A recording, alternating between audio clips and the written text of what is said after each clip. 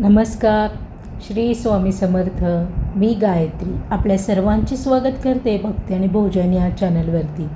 आशा करते की आपण सर्वजण स्वस्त आहात आणि मस्त आहात. ज्या पाण्याच्या प्रत्येक थेंबात पाप धुण्याची ताकद आहे, ज्या प्रवाहात भक्तीचा सुगंध आहे, ज्या नदीला आपण आई म्हणतो, जिच्या दर्शनाने मन शांत होतं आणि आत्मा शुद्ध होतो, तीच आहे गंगा माता. हजारो वर्षापासून ऋषी, मुनी, संत आणि भक्त या पवित्र नद्याच्या काठेवर तपस्या करत आले आहेत. गंगेच्या पाण्याला अमृतासमान मानलं जातं आणि असं म्हटलं जातं की फक्त एकदा गंगास्नान केलं तरी अनेक जन्माचे पाप नष्ट होतात. पण ही गंगा पृथ्वीवर कशी आली? कोणाच्या भक्तीमुळे, कोणाच्या तपामुळे ती स्वर्गातून पृथ्वीवर अवतरली आणि का साजरी केली जाते गंगा सप्तमी? आज आपण जाणून घेणार आहोत गंगा सप्तमीचा अद्भुत इतिहास, त्यामागील पौराणिक कथा, पूजाविधी आणि या दिवसाचं आध्यात्मिक महत्त्व. हा व्हिडिओ शेवटपर्यंत नक्की पहा, कारण शेवटी मी तुम्हाला सांगणार आहे एक असा सोपा उपाय जो तुमचं जीवन पूर्णपणे बदलू शकतो. चला तर मग गंगा मातेच्या या पवित्र भक्तिमय प्रवासाला सुरुवात करूया. हिंदू धर्मांमध्ये प्रत्येक सण, प्रत्येक तिथी आपल्या जीवनाला काहीतरी शिकवून जाते आणि त्यातीलच एक अत्यंत पवित्र दिवस म्हणजे गंगा सप्तमी. वैशाख महिन्यातील शुक्ल पक्षातील सप्तमीला हा पवित्र सण साजरा केला जातो. हा तो दिवस आहे ज्या दिवशी गंगा माता स्वर्गातून पृथ्वीवर प्रकट झाल्या असं मानलं जातं. म्हणूनच या दिवशी गंगा जयंती असंही म्हटलं जातं. गंगा म्हणजे फक्त एक नदी नाही, ती आहे श्रद्धेचं प्रतीक, ती आहे शुद्धतेचं स्वरूप आणि ती आहे जीवन देणारी शक्ती. हजारो वर्षापासून गंगेचं पाणी पवित्र मानलं जातं. घरात गंगाजल ठेवणं हे शुभ मानलं जातं. असं मानलं जातं की गंगाच्या पाण्याच्या फक्त एक थेंबही मनुष्याच्या पापांना धुवून टाकतो. या दिवशी गंगा स्नान केल्याने मन, शरीर, आत्मा तिन्ही शुद्ध होते. गंगा सप्तमीचे महत्त्व म्हणजे पापांचा नाश होतो, मनाला शांती मिळते, आत्मा शुद्ध होतो आणि सर्वात महत्त्वाचं म्हणजे मोक्षप्राप्तीचा मार्ग खुला होतो. असं मानलं जाते की या दिवशी केलेली प्रार्थना थेट गंगामातेपर्यंत पोहोचते आणि जो भक्त मनापासून गंगामातेचं स्मरण करतो त्याच्या जीवनातील अडचणी हळूहळू दूर होऊ लागतात. म्हणूनच गंगा सप्तमी हा एक सण नाही, तो आहे भक्ती, श्रद्धा आणि आत्मशुद्धीचा उत्सव. आता आपण पुढे जाणून घेणार आहोत गंगा पृथ्वीवर कशी आली आणि त्यामागची अद्भुत अशी पौराणिक कथा. गंगा पृथ्वीवर कशी आली ही फक्त एक पौराणिक गोष्ट नाही, तर ती आहे भक्ती, तपस्या आणि अटल श्रद्धेचा गाथा. पुराणानुसार एक पराक्रमी राजा होते, राजा सगर. त्यांनी एक भव्य अश्वमेध यज्ञ सुरू केला, पण या यज्ञातील घोडा अचानक गायब झाला. राजा सगर यांनी आपल्या 60,000 पुत्रांना आदेश दिला, जा आणि त्या घोड्याचा शोध लावा. शोध घेत घेत ते सर्व पुत्र एका आश्रमात पोहोचले, जेथे महान ऋषी कपिल ध्यानस्थ बसले होते. त्यांच्याजवळच तो घोडा उभा होता. सगर पुत्रांना वाटलं यज्ञाचा घोडा या ऋषीनेच चोरला आहे आणि त्यांनी ध्यानस्थ ऋषींना त्रास दिला. त्यामुळे संताप्त होऊन ऋषी कपिलांनी डोळे उघडले आणि त्याच्या तेजाने सर्व सगर पुत्र भस्म झाले. 60,000 जीव एका क्षणात नष्ट झाले आणि त्यांना मुक्ती मिळाली नाही. त्यांच्या आत्मा भटकतच राहिल्या. त्यांच्या उद्धारासाठी पिढ्यानपिढ्या प्रयत्न झाले, पण कोणतेही यशस्वी होऊ शकले नाही. शेवटी जन्म झाला एक महान आणि धैर्यवान राजाचा, ज्याचे नाव भगीरथ. भगीरथाने ठरवलं, मी माझ्या पूर्वजांना मुक्त करणारच, आणि त्याने सुरू केली कठोर तपश्चर्या. वर्षानुवर्ष अखंड ध्यान, अखंड भक्ती. शेवटी त्यांच्या तपामुळे देव प्रसन्न झाले. गंगामाता पृथ्वीवर येण्यासाठी तयार झाली आणि एक मोठी अडचण होती. गंगेचा वेग इतका प्रचंड होता की थेट पृथ्वीवर आली असती तर संपूर्ण पृथ्वीच नष्ट झाली असती. मग राजा भगीरथाने भगवान शिव यांची आराधना केली. भगवान शिव प्रसन्न झाले आणि त्यांनी गंगामातेला आपल्या जटांमध्ये धारण करण्याचा निर्णय घेतला. गंगा आकाशातून खाली आली, पण शिवांनी तिला आपल्या जटांमध्ये अडकून ठेवले आणि मग हळूहळू त्या पवित्र प्रवाहाला पृथ्वीवर सोडले. गंगा वाहू लागली राजा भगीरथांच्या मागे मागे आणि शेवटी ती त्याच स्थळी पोचली जिथे सगरपुत्रांची राख होती. गंगेच्या पवित्र स्पर्शाने सगरपुत्रांना मुक्ती मिळाली, त्यांच्या आत्म्यांना शांती मिळाली. ही कथा फक्त नदीची नाही, ती आहे एका भक्ताच्या अटळ श्रद्धेची आणि त्याच्या अथक प्रयत्नांची. म्हणूनच आज ही मोठ्या प्रयत्नाला भगीरथ प्रयत्न म्हणतात. ही कथा आपल्याला शिकवते, जर श्रद्धा आणि प्रयत्न प्रामाणिक असतील तर अशक्य गोष्टीही शक्य होतात. आता आपण पुढे जाणून घेणार आहोत गंगा सप्तमीचे धार्मिक आणि आध्यात्मिक महत्त्व काय असते. गंगा सप्तमीचा दिवस हिंदू धर्मात अत्यंत पवित्र आणि शुभ मानला जातो. हा दिवस केवळ एक सण नाही, तर तो आहे आत्मशुद्धी, श्रद्धा आणि मोक्षप्राप्तीचा एक दिव्य मार्ग. असं मानलं जाते की या दिवशी गंगा स्नान केल्याने मनुष्याच्या अनेक जन्माचे पाप धुवून निघून जातात. गंगेच्या पाण्यात अशी दिव्य शक्ती आहे जी केवळ शरीरच नाही तर मन आणि आत्माही शुद्ध करते. आपण आयुष्यात नकळत अनेक चुका करतो, कधी जाणून बुजून तर कधी अज्ञानाने. पण गंगा माता आपल्या त्या सर्व पापांना क्षमा करून आपल्याला नवा आरंभ देतात.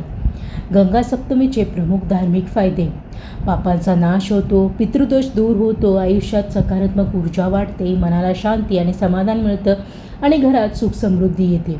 विशेषतः ज्यांच्या कुंडलीत पितृदोष असतो त्यांच्यासाठी हा दिवस अत्यंत महत्त्वाचा मानला जातो. असं म्हटलं जातं की या दिवशी गंगेचे स्मरण करून पितरांसाठी प्रार्थना केली तर त्यांना शांती मिळते. आता प्रश्न येतो की गंगा स्नान कुठं करावं. भारतामध्ये काही पवित्र स्थळं आहेत जिथे गंगा स्नानाला विशेष महत्त्व दिलं जातं, जसं की हरिद्वार, काशी, प्रयागराज. या ठिकाणी गंगा स्नान करणं अत्यंत पुण्यकारक मानलं जातं. हरिद्वारामध्ये गंगा पर्वतातून मैदानात प्रवेश करते. काशीत गंगा मोक्षदायिनी मानली जाते आणि प्रयागराजमध्ये 3 नद्यांचा संगम आहे, गंगा, यमुना आणि सरस्वती.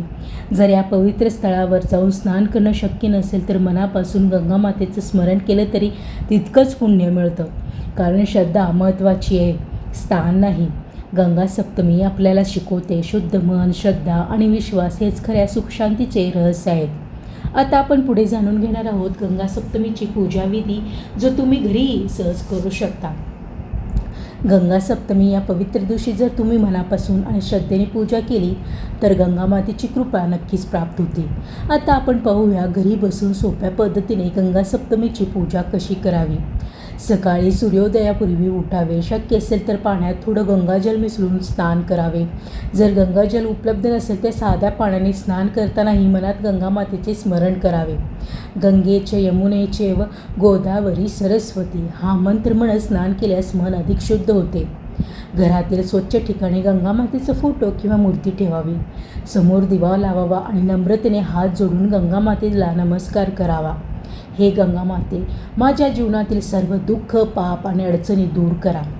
गंगा मातेच्या चरणी पाणी, फुले, अक्षता अर्पण करावी. तुमच्याकडे असेल तर दूध, गंध, नैवेद्य, फळ किंवा गोड पदार्थ हेही अर्पण करावेत. अर्पण करताना मनात एकच भावना असावी, श्रद्धा आणि कृतज्ञता. आता सर्वात महत्त्वाचा भाग म्हणजे गंगा मातेचा मंत्र जप. ओम गंगे नमः हा मंत्र किमान 108 वेळ जपावा. प्रत्येक जपासोबत तुमचं मन अधिक शांत होत जाईल आणि तुमची ऊर्जा सकारात्मक बनेल. पूजा पूर्ण झाल्यानंतर गंगा मातेपुढे प्रार्थना करावी. माझं मन शुद्ध ठेवा, माझ्या कुटुंबावर कृपा ठेवा आणि मला योग्य ते मार्ग दाखवा. लक्षात ठेवा, पूजा मोठी असणं महत्त्वाचं नाही, तर मन शुद्ध असणं महत्त्वाचं आहे. शुद्ध मनाने केलेली छोटी पूजा ही मोठ्या यज्ञासारखी फलदायी असते. आता आपण पुढे जाणून घेणार आहोत गंगा सप्तमीचे व्रत आणि त्याचे नियम. गंगा सप्तमी हा दिवस फक्त पूजा करण्यापुरता मर्यादित नाही, तर तो आहे स्वतःला शुद्ध करण्याचा, मनाला संयम देण्याचा दिवस. या दिवशी काही विशेष व्रत आणि नियम पाळले जातात, तर त्याचं पुण्य अनेक पटीनं वाढतं. गंगा सप्तमीच्या दिवशी अनेक भक्त उपवास करतात. हा उपवास केवळ अन्नत्याग नाही, तर तो आहे मन, वाणी आणि विचार यावर नियंत्रण ठेवण्याचा मार्ग. जर पूर्ण उपवास शक्य नसेल तर फलाहार करू शकता. पण लक्षात ठेवा, उपवास म्हणजे केवळ भूक सहन करणं नाही, तर मन शुद्ध करणं आहे. या दिवशी तामसिक आणि जड अन्न टाळावं, जसं की मांसाहार, मद्य, अति मसालेदार पदार्थ. त्याऐवजी सात्विक, हलका आणि अशुद्ध आहार घ्यावा, जसं की फळं, दूध, उपवासाचे पदार्थ. कारण जसं अन्न तसं मन. दानाला हिंदू धर्मात अत्यंत महत्त्व आहे. विशेषतः गंगा सप्तमीसारख्या पवित्र दिवशी केलेलं दान अनेक पटीनं फलदायी ठरतं. अन्नदान, गरजू लोकांना अन्न देणं. वस्त्रदान, गरिबांना कपडे देणे. असं मानलं जातं की जे आपण इतरांना देतो तेच अनेक पटीनं आपल्याकडं परत येतं. याच्या व्यतिरिक्त सत्य बोलावे, वादविवाद टाळावे, राग आणि अहंकार दूर ठेवावा आणि जास्तीत जास्त देवाचे स्मरण करत वेळ घालवावे. हे नियम पाळले म्हणजे फक्त परंपरा नाही तर स्वतःला अधिक चांगला बनवण्याचा मार्ग आहे. गंगा सप्तमी आपल्याला शिकवते स्वतःमध्ये बदल घडवण्याचा असेल तर संयम, श्रद्धा, दान हे तिन्ही मार्ग अत्यंत महत्त्वाचे आहेत. आता पुढे आपण जाणून घेणार आहोत गंगा सप्तमीचा खरा आध्यात्मिक अर्थ. आपण आत्तापर्यंत गंगा सप्तमीचा इतिहास, महत्त्व आणि पूजाविधी जाणून घेतला. आता आपण जाणून घेणार आहोत या सगळ्यामागचा खरा आध्यात्मिक अर्थ काय आहे. गंगा म्हणजे फक्त एक नदी नाही, ती आहे जीवनाचा प्रवाह. जसं गंगेचं पाणी कधीच थांबत नाही तसंच जीवनही सतत पुढे राहत जातं. गंगा पर्वतामधून निघते, अनेक अडथळे पार करते, वळण घेते आणि शेवटी समुद्रात विलीन होते. आपलं आयुष्यही अगदी तसंच आहे. आपल्या आयुष्यात अनेक अडचणी येतात, कधी दुःख, कधी अपयश, कधी एकटेपण. पण गंगेप्रमाणे आपणही थांबता कामा नये. गंगा इतकी महान असूनही ती कधीही अभिमान करत नाही. ती सर्वांना समान पाणी देते, कोणतेही भेदभाव न करता. म्हणूनच आपणही अहंकार सोडून नम्रतेने जगायला शिकलं पाहिजे. गंगेचं पाणी पवित्र मानलं जातं कारण ते शुद्ध आहे. त्याचप्रमाणे आपलं मन हे शुद्ध असणं आवश्यक आहे. वाईट विचार, मत्सर, द्वेष आपल्या मनाला अशुद्ध करतात. जर मन शुद्ध असेल तर जीवन ही सुंदर असते. गंगा सतत वाहते आणि सर्वांना जीवन देते. ती कधीही थकत नाही, कधीही मागत नाही. आपणही आपल्या आयुष्यात सतत चांगली कर्म करायला हवीत. कोणाला तरी मदत करावे, चांगले विचार पसरावे आणि इतरांच्या जीवनात आनंद आणणार आहे. जर आपण गंगेप्रमाणे शांत, शुद्ध आणि निरंतर राहिलो तर आपल्या आयुष्यात प्रत्येक समस्या हळूहळू दूर होऊ लागतात. गंगा सप्तमी आपल्याला शिकवते जीवनात पुढे जात राहा, अहंकार सोडा, मन शुद्ध ठेवा आणि सतत सत्कर्म करत राहा. आता आपण जाणून घेणार आहोत गंगेचं पर्यावरणीय महत्त्व आणि आपली जबाबदारी. आपण गंगा मातेची पूजा करतो, तिला आई म्हणतो आणि तिच्या पाण्याला पवित्र मानतो. पण एक कटू सत्य आहे, आज हीच गंगा प्रदूषणामुळे त्रस्त आहे. औद्योगिक कचरा, प्लास्टिक, घाण पाणी या सगळ्यांमुळे गंगेचं पाणी हळूहळू दूषित होत चाललं आहे. ज्या नदीनं आपल्याला जीवन दिलं आज तीच आपल्या दुर्लक्षामुळे वाचवण्यासाठी झगडत आहे. बदल मोठा असण्याची गरज नाही, तो छोट्या पावलानेही सुरू होतो. नदी किनारे किंवा पाण्यात कधीही प्लास्टिक टाकू नका. तुमच्या आसपासची नदी, तलाव स्वच्छ ठेवण्याचा प्रयत्न करा. झाडे लावा, पाणी वाचवा, निसर्गाचा आदर करा. गंगा वाचवणं म्हणजे फक्त एक नदी वाचवणं नाही, ती आहे आपल्या संस्कृतीचं रक्षण करणं, आपल्या श्रद्धेचं जतन करणं आणि आपल्या भविष्यासाठीची गुंतवणूक आहे. जर आपण आज जागरूक झालो नाही तर उद्या आपल्याकडे गंगा फक्त आठवणीतच उरेल. म्हणूनच आजपासून एक छोटा संकल्प करूया, गंगा स्वच्छ ठेवण्याचा, पर्यावरण वाचवण्याचा. कारण गंगा वाचवणे म्हणजे आपलं भविष्य वाचवणे. आता आपण ऐकणार आहोत गंगा मातेची दिव्य स्तुती आणि मंत्र. आता आपण प्रवेश करत आहोत या व्हिडिओच्या सर्वात पवित्र आणि शांत भागात, जिथे आपण गंगा मातेचं स्मरण करणार आहोत, तिची स्तुती करणार आहोत.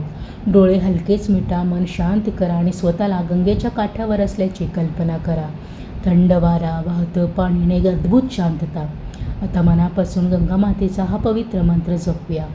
ओम नमो गंगेय विश्वरूपिणे नारायणाय नमो नमः. या मंत्राच्या प्रत्येक जपामध्ये एक अद्भुत ऊर्जा आहे, जी आपल्या मनाला शांत करते, आत्म्याला शुद्ध करते आणि जीवनात सकारात्मकता भरते. असं मानलं जाते की गंगा मातेचं नामस्मरण केल्याने आपल्या सर्व अडचणी दूर होतात आणि मनाला एक वेगळी शांतता मिळते. हे गंगा माते, तू जीवनदायिनी आहेस, तू पवित्रेचं स्वरूप आहे. माझ्या जीवनातील सर्व पाप, दुःख आणि अडचणी दूर कर. माझं मन शुद्ध ठेव आणि मला सदैव योग्य ते मार्ग दाखव. फक्त काही क्षण गंगा मातेचं स्मरण केलं तरीही मनाला जी शांती मिळते ती कोणत्याही भौतिक गोष्टीत मिळत नाही. आता या पवित्र वातावरणासोबत आपण या सुंदर प्रवासाचा समारोप करूया. आज आपण जाणून घेतलं गंगा सप्तमीचा इतिहास, तिचं धार्मिक महत्त्व, पूजाविधी आणि तिच्या मागील खोल आध्यात्मिक अर्थ. पण लक्षात ठेवा, गंगा सप्तमी हा फक्त एक सण नाही, तो आहे श्रद्धेचा उत्सव, तो आहे शुद्धतेचा अनुभव आणि तो आहे भक्तीचा एक पवित्र प्रवास. गंगा माता आपल्याला शिकवते सतत पुढे जात राहा, शुद्ध राहा आणि इतरांच्या जीवनातही आनंद पसरवत राहा. आणि या व्हिडिओचा निरोप घेण्या अगोदर आपण एक छोटीशी कविता गंगा मातेला उद्देशून ऐकूया. गंगेच्या लाटात भक्तीचा साज, पापाचे धुवून जातात आज. पवित्रतेच्या प्रत्येक थेंबात आशाचा उजळतो नवा प्रकाश. शुद्ध मनाने वंदन करूया, अहंकार सारे दूर सारूया. गंगा मातेच्या कृपेने आपण जीवन सुंदर बनवूया. जर तुम्हाला हा व्हिडिओ आवडला असेल तर व्हिडिओला लाईक करा, आपल्या मित्रपरिवारासोबत शेअर करा, कमेंट करा आणि त्याचबरोबर भक्ती आणि भोजन या चॅनलला सबस्क्राईब करायला विसरू नका.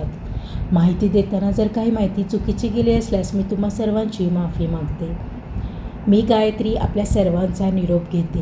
पुन्हा भेटूया नवीन भक्तिमय प्रवासात, नवीन भक्ती कथेसह इथेच आपल्या भक्ती आणि भोजन या चॅनलवरती. तोपर्यंत नमस्कार. श्री स्वामी समर्थ.